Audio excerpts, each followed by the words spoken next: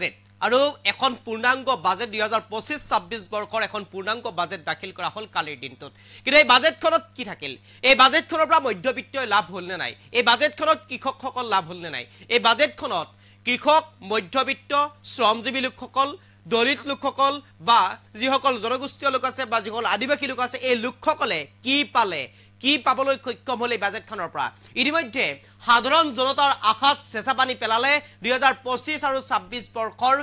এই পূৰ্ণাংগ বাজেটখনে এই অভিযোগ এতিয়া উত্থাপন কৰিছে বিভিন্ন দল সংগঠনে বিভিন্ন গৰাকী ব্যক্তিয়ে তাৰ মাজতে প্ৰতিক্ৰিয়া ব্যক্ত কৰিছে আম আদমি পাৰ্টিয়ে কৈছে এখন বাজেট যিখন বাজেটে সাধাৰণ জনতাৰ আশাত সাধাৰণ জনতাৰ যি হেপা যি আশা থাকে এখন বাজেটক লৈ কৃষকসকলৰ যি হেপা থাকে মধ্যজীৱী লোকসকলৰ যি হেপা থাকে দলিত লোকসকলৰ যি হেপা থাকে চাহ জনগোষ্ঠীয় লোকসকলৰ যি হেপা থাকে আদিবাসী যিসকল লোক আছে তেওঁলোকৰ যি হেপা থাকে এই সকলো হেপা সেই সকলো আশাক এক প্ৰকাৰ চেঁচা পানী পেলাইছে মোদী চৰকাৰৰ এইখন পূৰ্ণাংগ বাজেটে এনেদৰে প্ৰতিক্ৰিয়া ব্যক্ত কৰিছে এতিয়া বিভিন্নজন লোকে এই মুহূৰ্তত সবিশেষ লৰিবৰ কাৰণে চেষ্টা কৰিছো 2025-26 বাজেটক লৈ প্ৰতিক্ৰিয়া ব্যক্ত কৰিলে আপ অসমে কালি উত্থাপন কৰা বাজেটখনক তীব্ৰ সমালোচনা আপৰ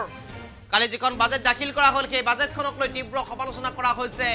আপৰ ফালৰ পৰা সাধাৰণ জনতাৰ আশাত চেঁচা পানী পেলালে 2025-26 বাজেটে এই মুহূৰ্তত সবিশেষ লৰিবৰ কাৰণে চেষ্টা কৰিছো দেশৰ মধ্যবিত্ত শ্ৰমজীৱী লোক কৃষক তথা নিবনুৱাৰ প্ৰতি বিশেষ গুৰুত্ব নিদিলে চৰকাৰে স্তিমিত হৈ পৰা অৰ্থনীতি সবল কৰাত কোনো বিশেষ ব্যৱস্থা লোৱা দেখা নগল চৰকাৰখনে যি অৰ্থনীতি স্তিমিত হৈ গৈছে সেই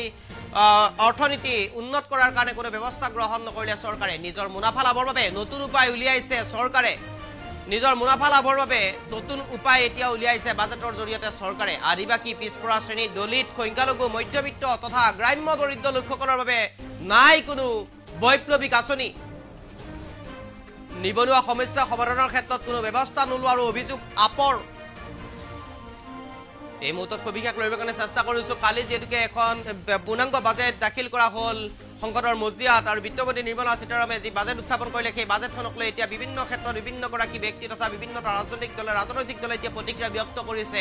আপ অসমে প্ৰতিক্ৰিয়া ব্যক্ত কৰিছে আপ অসমৰ প্ৰতিক্ৰিয়া ব্যক্ত কৰি ইতিমধ্যে উল্লেখ কৰিছে তেওঁলোকে প্ৰেছ বিবৃতি যিখন বিজ্ঞপ্তি দিছে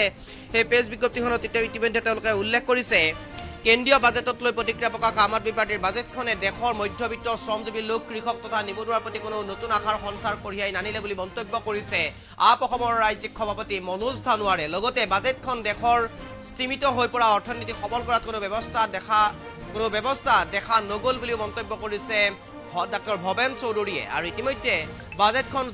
বাজেটখন দাখিল কৰাৰ পিছতে কেইবাগৰাকীও ব্যক্তি তথা কেইবাটাও ৰাজনৈতিক দলে এতিয়া প্ৰতিক্ৰিয়া ব্যক্ত কৰিছে আনহাতে কংগ্ৰেছেও প্ৰতিক্ৰিয়া ব্যক্ত কৰিছে এই বাজেটখন কোনো কাৰণতেই সাধাৰণ জনতাৰ আশাৰ এখন বাজেট নহয় বা সাধাৰণ জনতাসকল বা দুখীয়া লোকসকলৰ মধ্যবিত্ত শ্ৰেণীৰ লোকসকলৰ কোনো এখন আশাৰ ৰেঙনি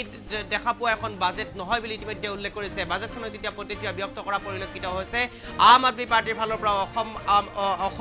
অসমৰ ফালৰ পৰা এনেদৰে এতিয়া প্ৰতিক্ৰিয়া ব্যক্ত কৰা পৰিলক্ষিত হৈছে কেন্দ্ৰীয় বাজেটখন এক প্ৰকাৰ এতিয়া চৰকাৰৰ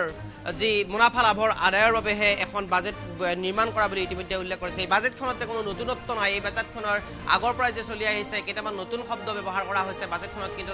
তাত নতুনত্ব বুলিবলৈ কোনো বস্তু নাই বা নতুনত্ব বুলিবলৈ কোনো বিষয় নাই বুলি ইতিমধ্যে সমালোচনা কৰিছে এই বাজেটখনক এতিয়া আৰু এক প্ৰকাৰ যেন এই বাজেটখনক লৈ প্ৰতিক্ৰিয়া ব্যক্ত হৈছে সৰ্বত্ৰ চৰ্চা হৈছে বাজেটখন যে এক প্ৰকাৰ একঘেমীয়া হৈছে কোনো নতুনত্ব নাই বাজেটত দুখীয়া দৰিদ্ৰ শ্ৰেণীসকলক লৈ কোনো ব্যৱস্থা গ্ৰহণ নকৰিলে কোনো বৈপ্লৱিক কোনো চিন্তাধাৰা নকৰিলে কৃষকসকলক লৈ বা মধ্যবিত্ত শ্ৰেণীসকলক লৈ শ্ৰমজীৱী লোকসকলক লৈ যে কিবা ব্যৱস্থা গ্ৰহণ কৰিব নিবনুৱা লোকসকলক লৈ যে কিবা ব্যৱস্থা গ্ৰহণ কৰিব চৰকাৰে তাত কোনো দেখা পোৱা পৰিলক্ষিত নহ'ল বুলি এতিয়া প্ৰতিক্ৰিয়া ব্যক্ত কৰিছে সমালোচনা কৰিছে কালি দাখিল কৰা বাজেটখনক আপ অসমে